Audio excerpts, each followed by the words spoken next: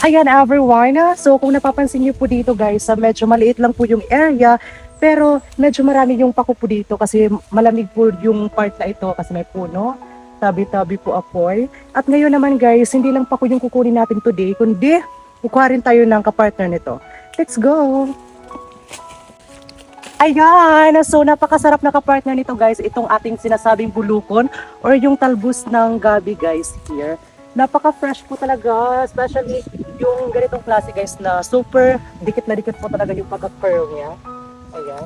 Ang daming mga gulay po dito sa probinsya. All you have to do is to strive harder, work hard, tapos kayod lang. Kasi ang sarap sa pakiramdam, di ba guys, na nakakatulong tayo sa ating pamilya nang walang nilalabas na pera.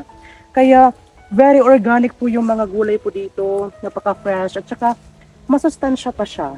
Kaya maghanap pa tayo ng iba.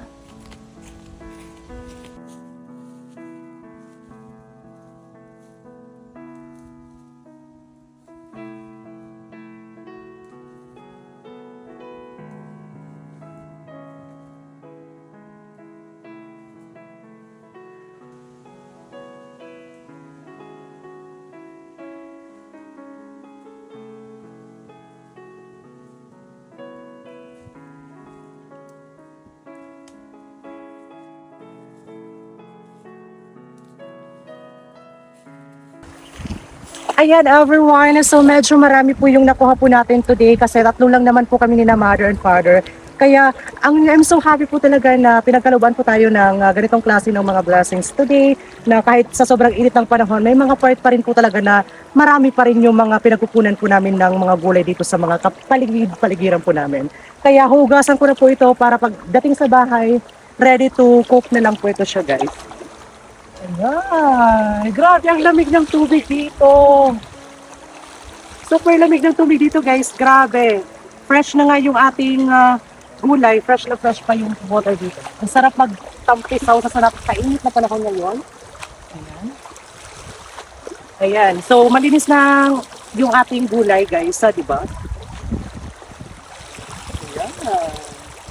Grabe, so dito sa probinsya, ang sarap ng simoy ng hangin, may peace of mind, at saka magkakaroon ka pa talaga dito ng mga bagay na gusto mong kunin, ng libre lang. As long as na masipag ka lang po guys dito sa probinsya, hindi ka po talaga magugutom. Tingnan nyo, may mauulam na kami. Kaya bilang isang anak, ang sarap sa pakiramdam na nakakatulong po tayo sa ating mga magulang. Especially sa panahon po natin ngayon na sobrang mamahal na mga bilihin. Kaya doon na lang po tayo sa libre na, masustansya pa. Let's go! Ayan everyone, so magpapahinga lang po muna ako dito ng saglit, tapos uwi na po ako sa bahay. Kaya sa inyong lahat, maraming salamat sa walang sawang suporta, sa pagko-comment po ng mga positive vibes na nababasa ko everyday, sa pag-heart po ng ating video, and of course sa pag-share po ng mga ina-upload po namin. Thank you so much everyone, God bless you all, and mag-iingat po kayo dyan palagi. Good vibes lang. Once again, thank you so much for watching. See you again on our next video. Bye-bye! Mwah!